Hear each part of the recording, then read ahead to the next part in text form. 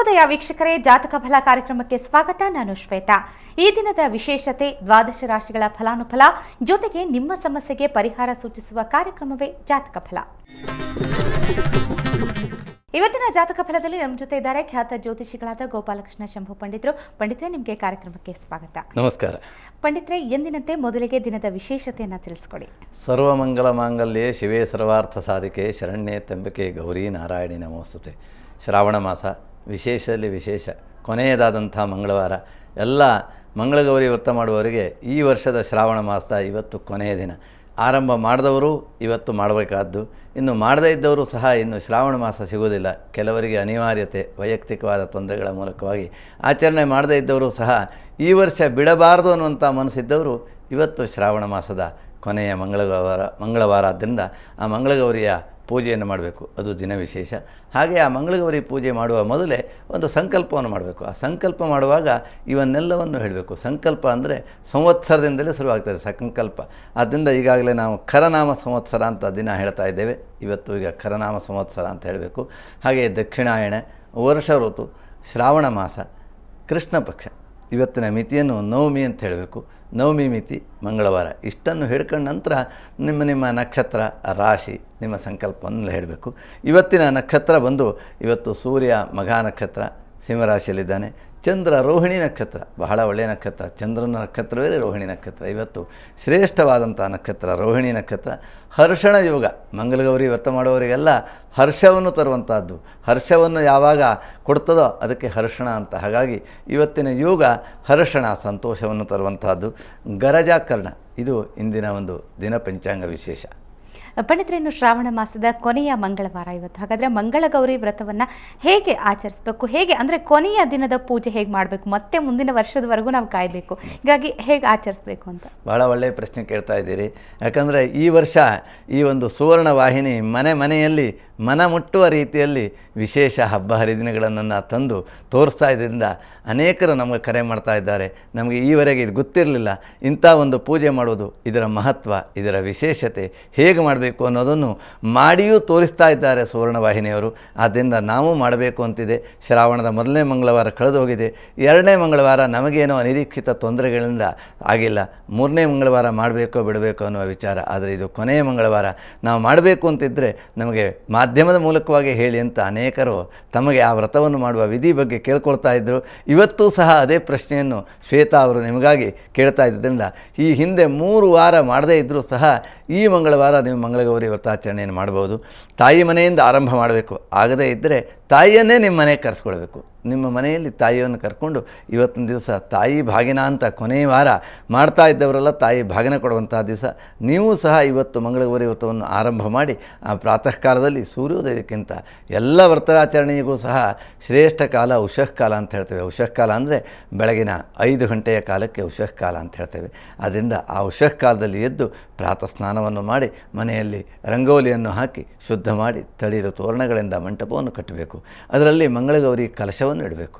ಆ ಮಂಗಳಗೌರಿ ಕಲಶವನ್ನು ಇಡುವಾಗ ಅಡಿಗೆ ತಂಡೂಲ, ಅದಕ್ಕಿಂತ ಕೆಳಗಡೆಗೆ ರಂಗವಲ್ಲಿಯಿಂದ ಮಂಡಲವನ್ನು ಮಾಡಬೇಕು.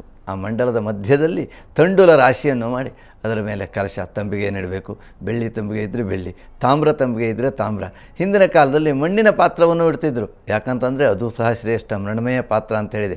ಭಾಳಷ್ಟು ಜನರಿಗೆ ಮಂಗಳಗೌರಿ ವ್ರತ ಮಾಡಬೇಕು, ನಮ್ಮಲ್ಲಿ ಬೆಳ್ಳಿ ತಂಬಿಗೆ ಇಲ್ಲ, ಪಕ್ಕದ ಮನೆಯವರು ಬೆಳ್ಳಿ ತಂಬಿಗೆ ಕೊಡ್ತಾರೋ ಇಲ್ಲವೋ ನಾ ಪೂಜೆಗೆ, ಹೀಗೆಲ್ಲ ಇರುತ್ತೆ. ಖಂಡಿತವಾಗಿಯೂ ಆ ಸಂದೇಹವೇ ಬೇಡ ನಿಮಗೆ.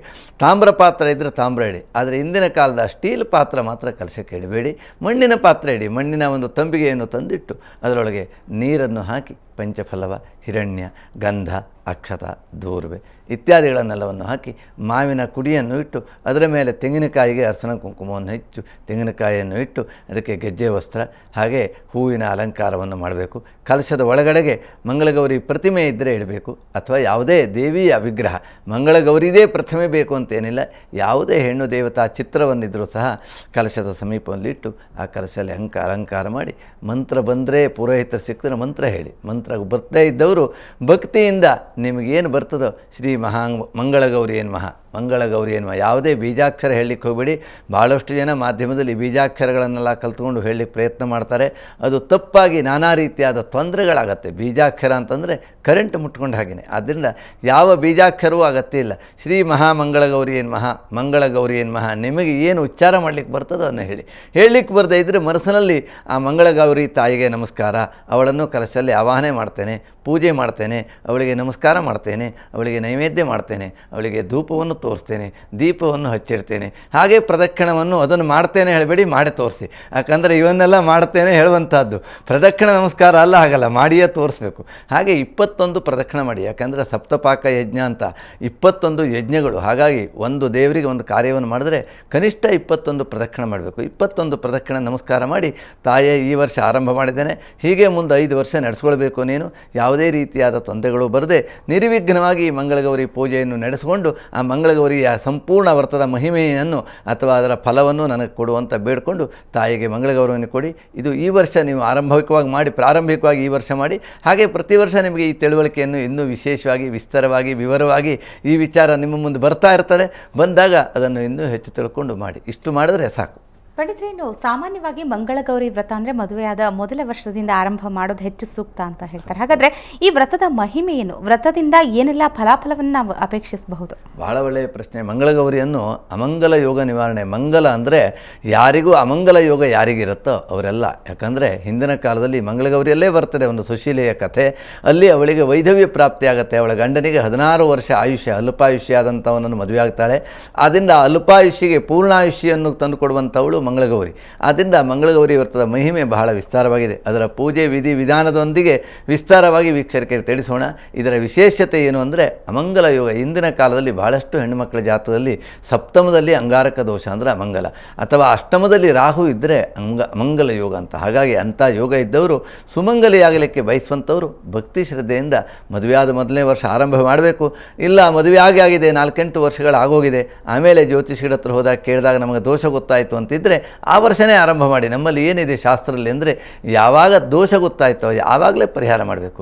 ಯಾವಾಗ ನಮಗೆ ಸಮಸ್ಯೆಗಳು ಬಂತೋ ಅಲ್ಲೇ ನಾವು ಸೂಕ್ತವಾದ ಪರಿಹಾರವನ್ನು ಕಂಡುಕೊಳ್ಬೇಕು. ಹಾಗಾಗಿ ಈ ಮದುವೆಯಾದ ವರ್ಷ ಮಾಡಲಿಕ್ಕಾಗಿಲ್ಲ, 3-4 ವರ್ಷ ಕಳೆದಿದೆ ಅಂದರೆ ಖಂಡಿತವಾಗಿಯೂ ಭಕ್ತಿಗೆ ಯಾವಾಗಲೂ ಆ ದೇವರು ಒಪ್ಕೊಳ್ತಾನೆ. ತಪ್ಪನ್ನು ಮಾಡಿಕೊಂಡ್ರೂ ಸಹ ನಮಗೆ ತಪ್ಪು ಅಂತ ಅರಿವಾದಾಗ ಆ ತಪ್ಪನ್ನು ಕ್ಷಮಿಸ್ತಾನೆ. ಹಾಗೆ ಆರಂಭದ ವರ್ಷ ಮದುವೆಯಾದ ವರ್ಷ ಮಾಡದೇ ಇದ್ದರೂ ಈ ವರ್ಷದಿಂದೇ ಆರಂಭ ಮಾಡಬೇಕು ಅನ್ನುವಂಥ ಮನಸ್ಸಿದ್ದವರು ಮಾಡಿ. ನಾವು ಸಹ ಈ ವರ್ಷ ಕೆಲವರಿಗೆ ಆರಂಭ ಮಾಡಿಕೊಟ್ಟಿದ್ದೇವೆ.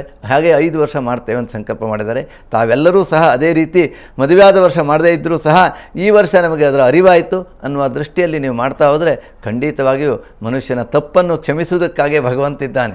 ನಮ್ಮ ಭಕ್ತಿ ಇರಬೇಕು. ನಮ್ಮ ಭಕ್ತಿ ಎಲ್ಲಿದೆಯೋ ಅಲ್ಲಿ ಭಗವಂತ ಬಂದು ರಕ್ಷಣೆ ಕೊಡ್ತಾನೆ. ಅಮಂಗಲ ಯೋಗ ನಿವಾರಣೆ ಆಗ್ತದೆ. ಇದಕ್ಕಿಂತ ಸುಲಭವಾದ ಉಪಾಯ ಇನ್ನೊಂದು ಯಾವುದೂ ಇಲ್ಲ.